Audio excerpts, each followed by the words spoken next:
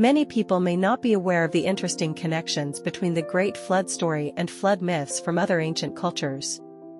Although the Bible is famous for the story of Noah and the flood, similar narratives exist in various cultures across the world. For example, the Epic of Gilgamesh, a literary masterpiece from ancient Mesopotamia, is believed to have been written around 2100 BC, predating the biblical account of the flood in Genesis.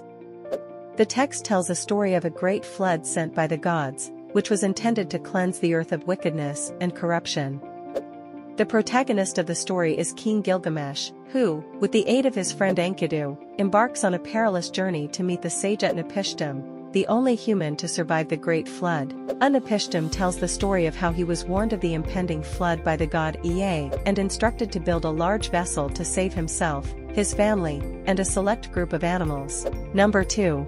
In Hinduism, one of the major deities is Lord Vishnu, who is believed to have incarnated on earth in various forms or avatars to preserve dharma, righteousness, and protect the world from evil. One of these avatars is the Matsya avatar, which means fish incarnation. The Matsya avatar story in Hindu mythology has similarities with the story of Noah's flood. Lord Vishnu, in the form of a fish, warned a virtuous king named Manu of a catastrophic flood.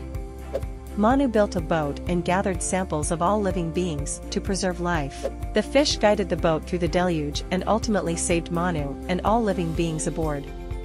The parallels between the two stories highlight the universality of the flood myth motif.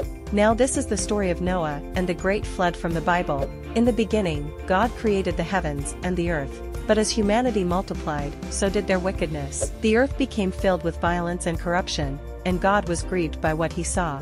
But amidst the darkness, there was one man who found favor in the eyes of the Lord, Noah. God spoke to Noah, commanding him to build an ark, for he had seen the wickedness of mankind and determined to send a great flood to cleanse the earth. Noah obeyed without hesitation, gathering his family and pairs of every kind of animal to board the ark. As the ark was completed, the skies darkened, and the rain began to fall.